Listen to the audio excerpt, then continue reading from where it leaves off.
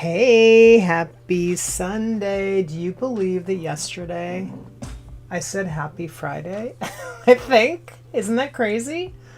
The days, they just float together. So, happy Sunday.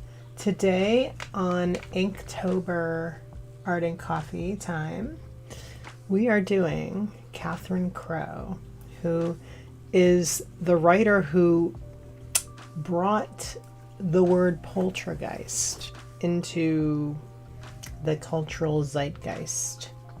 So let's do it. I'm going to even wait to have my sip of coffee because I want to read you. I want to read you a little something.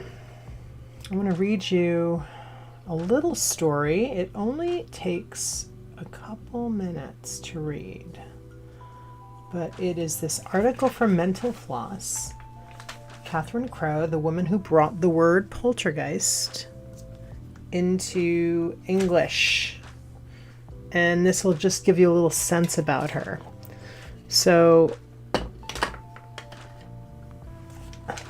let's see, hold on. Do I want to give you a preface? I'll just go right in, okay? It might be one of the most famous quotes in movies, "They're Here," spoken by young Heather O'Rourke in 1982's supernatural domestic thriller Poltergeist. The word has taken on a surprisingly sturdy place in English, despite being distinctly not of English.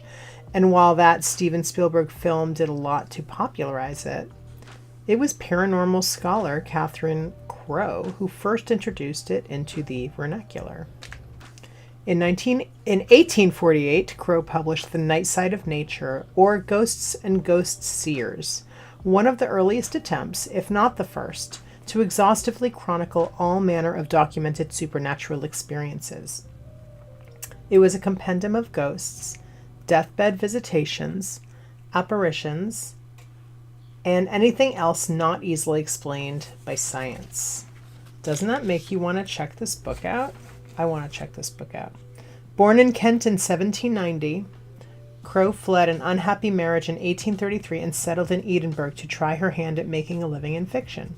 With several novels and short stories to her credit, she was plugged into the London writer scene and was a pen pal of Charles Dickens. According to historian Caroline Nielsen, where are we? Crowe even introduced a female detective protagonist, a rarity in crime fiction of the era. In the nonfiction Nightside, Crowe made use of two German words, poltergeist and doppelganger. Poltergeist referred to a mischievous spirit. Poltern means to knock, while geist is spirit. A poltergeist was therefore a knocking spirit, or one who tried to make their presence known through mischief. Doppelganger, from doppel meaning double and ganger meaning goer, referred to a spirit that was a living person's duplicate. Sadly, Crowe experienced mental health issues not long after The Night Side was printed. A period of delusional, quote-unquote delusional, behavior ostracized her from society, ill-equipped to understand mental illness. One possibly apocryphal report repeated by Dickens was that she was found naked and believing herself invisible. She largely faded from the public eye, dying in 1872 at age 82. But Crowe's legacy is an impressive one. The Nightside was further proof that the public's appetite for supernatural investigation was hearty. Dickens raved about it, calling it one of the most extraordinary collections of ghost phenomena published. It sold through 16 print runs, undoubtedly helping to spread the use of poltergeist in English and giving it enough cachet to become the title of an 80s horror classic. And I've also read that book, The Night Side of Nature, has been printed up recently to a 2000 printing. So that's only 25 years ago, which is pretty amazing. Cheers. Coffee. Gotta have a sip of my coffee real quick. Okay, that's good. All right. So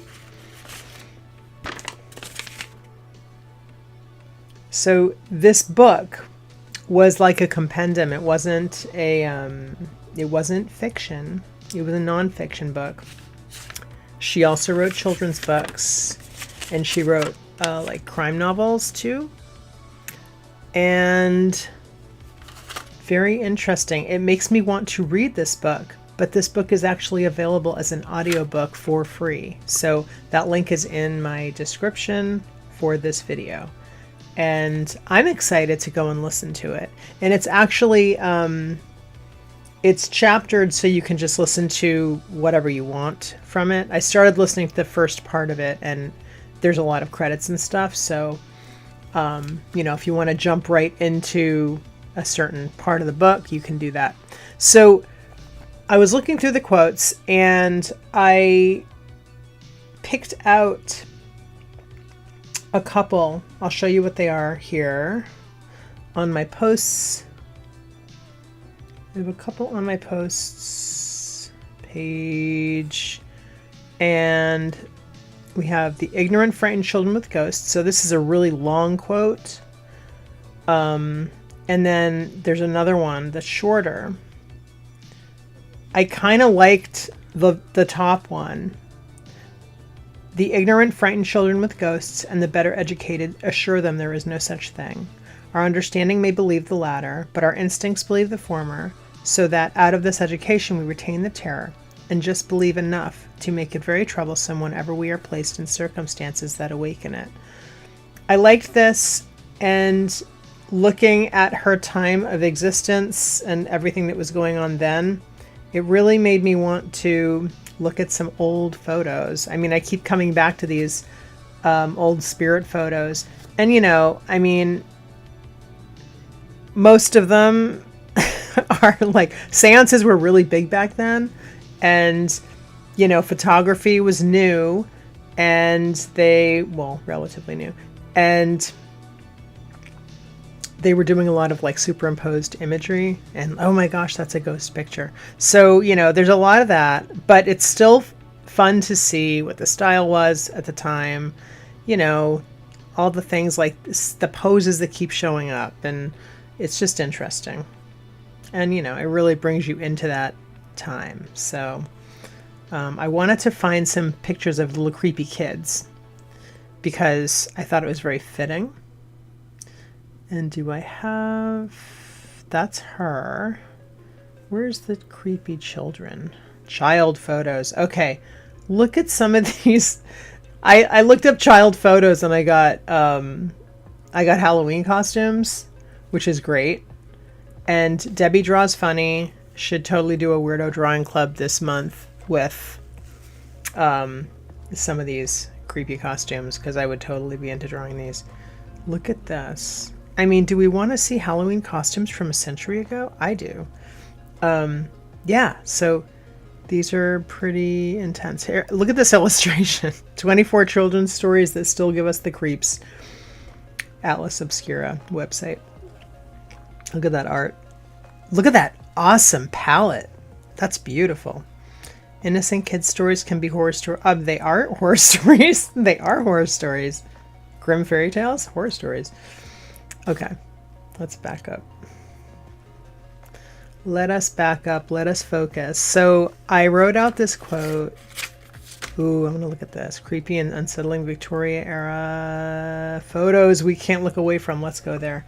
So the quote, I just wrote it out just to see how I would break down the words, because it's very, very wordy. And yeah, there's a lot of words here. It's a lot of ideas to get to pop into, you know. Every line is another thought, right? So I wanted to make sure that I could break everything down and that I knew what I was working with. So I got my trusty pencil, got an eraser. We have some cool visual stuff. Look at this decapitated man with bloody knife. 1875. Wait, did they have ink then? Or did he... I mean, you know what I'm saying. Did they have colored? They must have... I don't know. I don't know. What else do we got here? Ad. Go away, ad. Ad does not want to go away. Okay. Let's go back here. So, yeah, they were having some fun with photography, right? Back in the day. Post-mortem girl with eyes open. She does not look dead. Cabaret de l'Enfer. Hell Cabaret in Paris. Okay, I should probably put this. I'll put this link in the profile. I mean, in the, I'm sorry. Oh, I crashed. Look at that.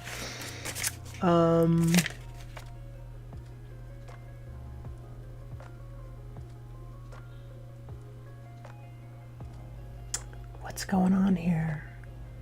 Oh, you know what? I think I opened a bunch of pages accidentally. Hold on, I'm just gonna close these. Spooky child photos. Okay. We're back. Spooky child photos. All right, so let's get going on this. I'm gonna put my iPad over here. Just gonna put my, excuse my arm. Get my little stand over here. And let's do this.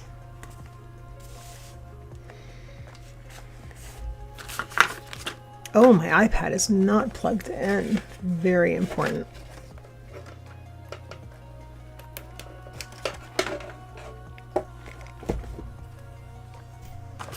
Okay, cutting edge. So I wrote some notes.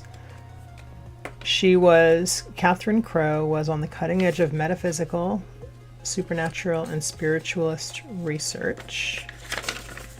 And I also did have her Wikipedia, just to like give you a couple little sound bites about her.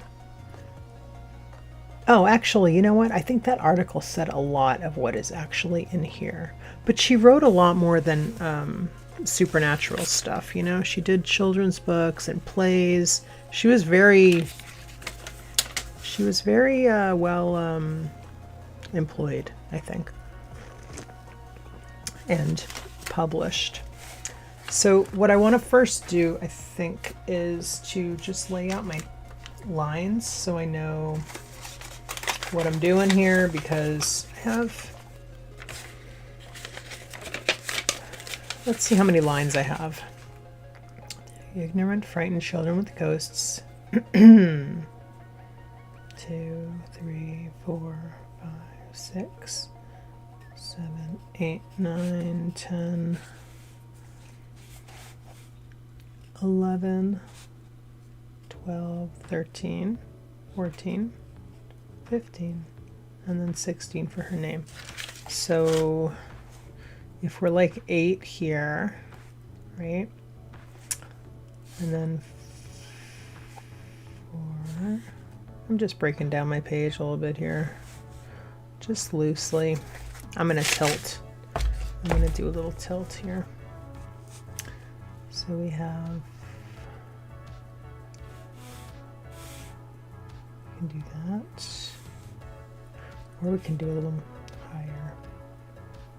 I kind of like to leave room up here for a nice, we could do a nice little border like this, and then like do some ghosts and stuff around it. Wouldn't that be cool?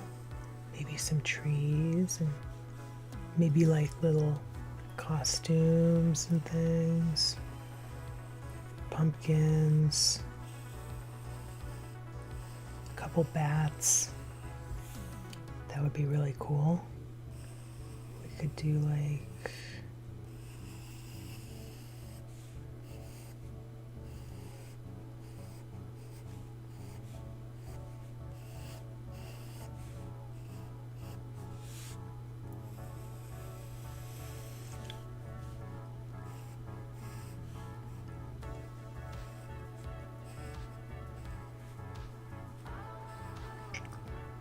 I might be a little quiet for a while so I can just lay this out.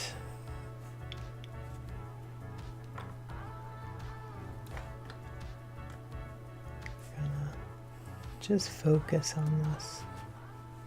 Focus on getting the bones down here.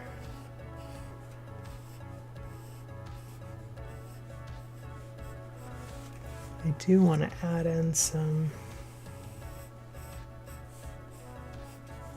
creepy, maybe some creepy little kids in the woods or something, like spooky little ghosts.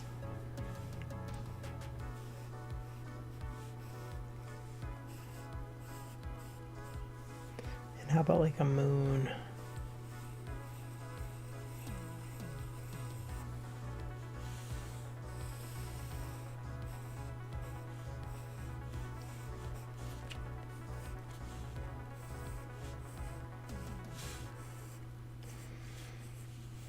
I was also really inspired by, I want to show you, excuse me, I was very inspired by the old graphic of the day. I found this graphic, and look at the cool font. Isn't that neat? I love that. And the art is so cool.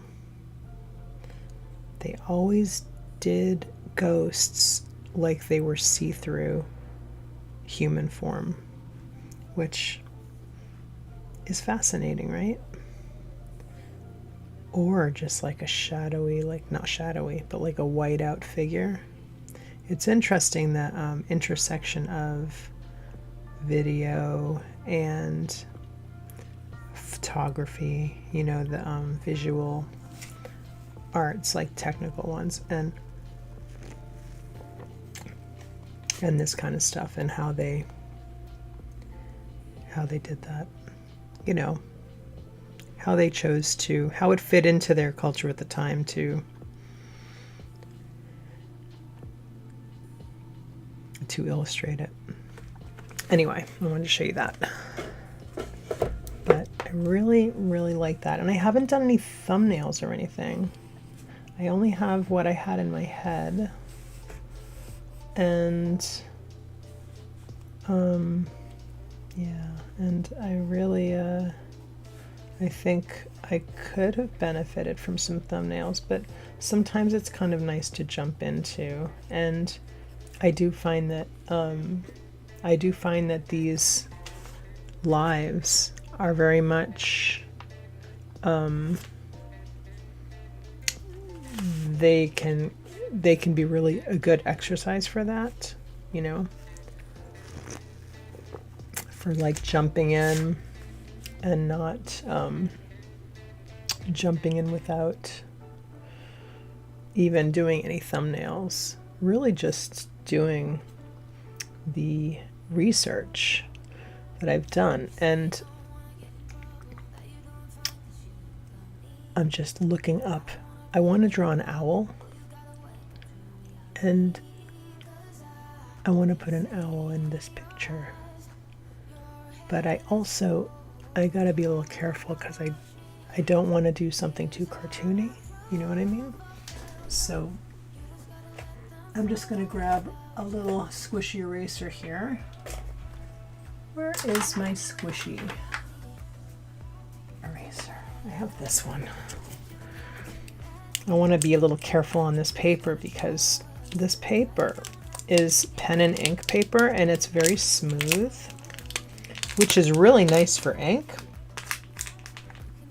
but it also makes it it's kind of what I've found, and is that it's interesting how it sticks to ink. So you have to kind of be careful with it a little bit. It can stick to the ink, like when so if it can stick to the ink, it can stick to the paper as well. So, and then I tried to use the little rub thing, one of these, to get it off the ink in some parts, and it really didn't work. But I may have not waited until it was like dry enough. This is the other day when I was when I had sketched and done some you know, erasing to sort of get it going. Let's see.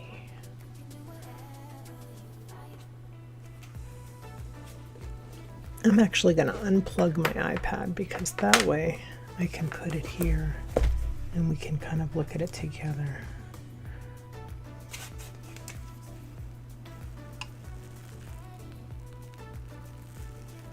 Whoops, that's not what I wanted to look at. Let's go to here.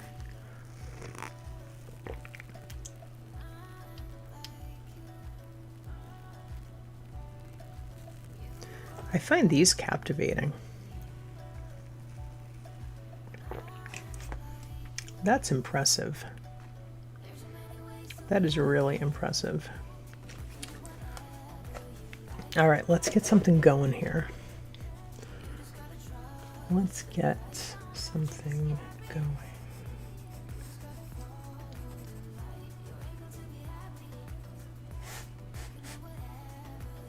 I'm going to turn my light up a little bit. How's that? A little better, I hope.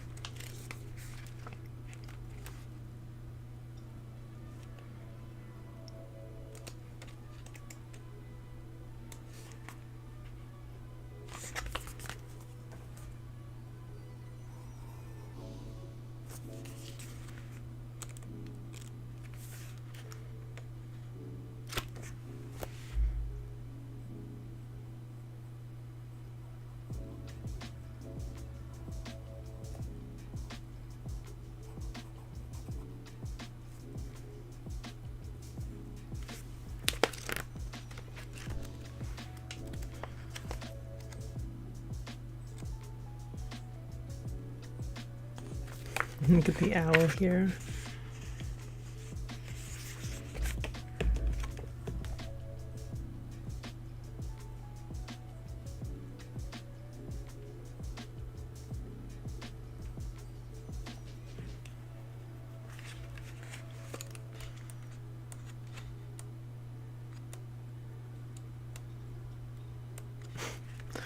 That's great.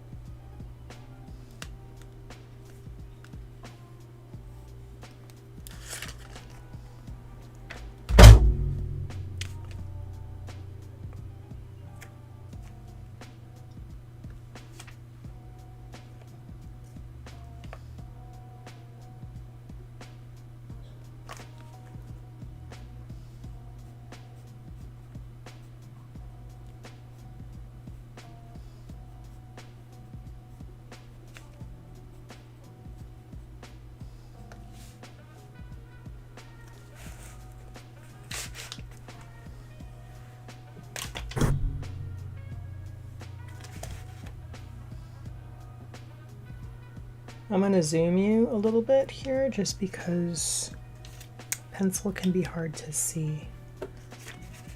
But I'm going to write in the text now because I think I have enough around so far that I feel comfortable doing that.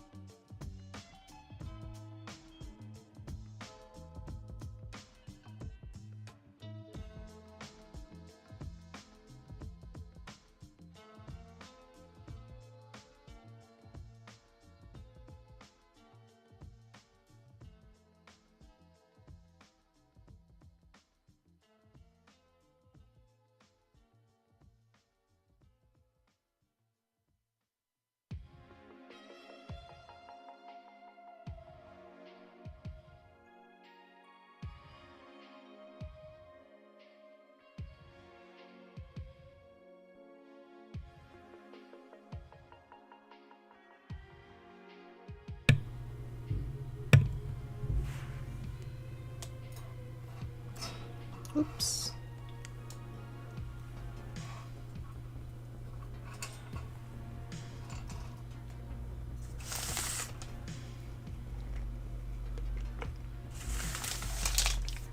Cheers.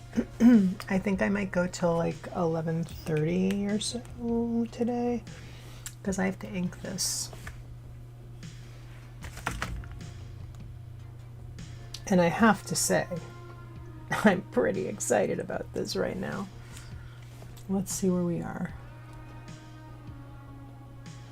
I'm thinking I'm going to use, we'll see where we go. I'm probably going to break out a brush pen, but I'm going to use the Tombow Fudanasuke.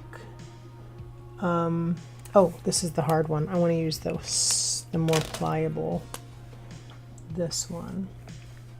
So I'm firstly just going to, is firstly a word? I'm going to ink my letters in first and see where we go from there, I think. Wait, let me see where I am here.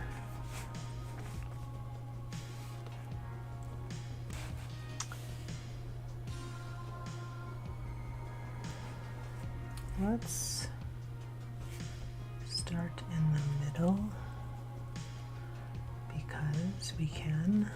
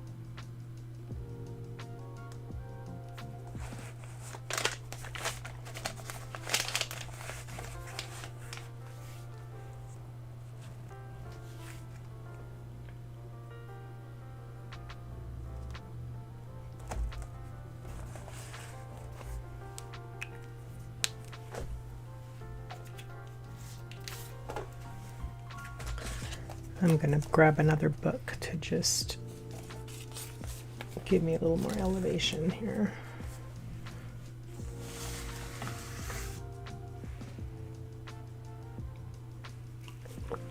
Cheers.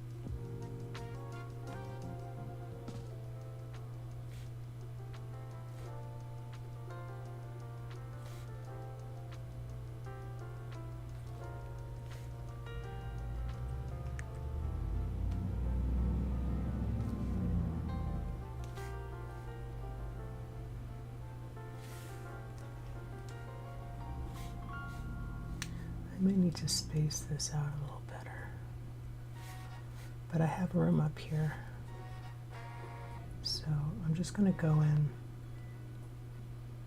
and go for it.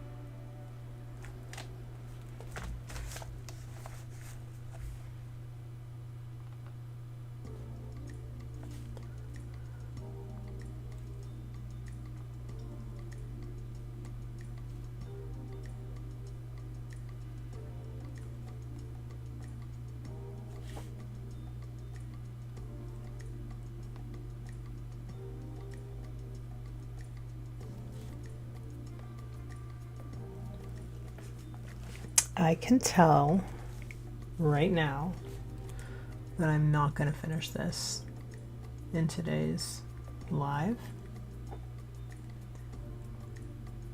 So I think I will finish this off camera and I will show it to you tomorrow, because I would stay on here, except I can't today because I have other stuff I have to do in between now and my second live, which is at 12:30, and I'll be inking another page from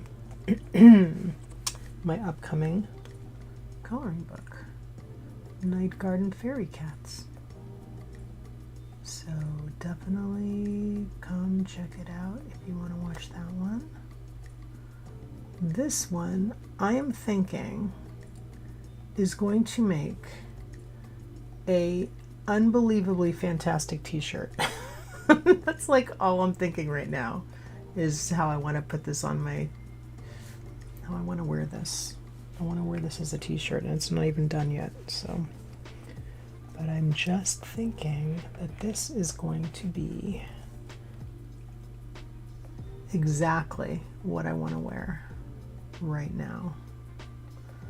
So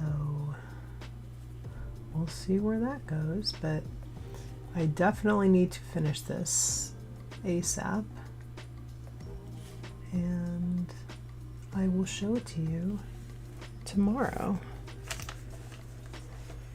because there ain't no way I'm gonna finish this right now, unfortunately.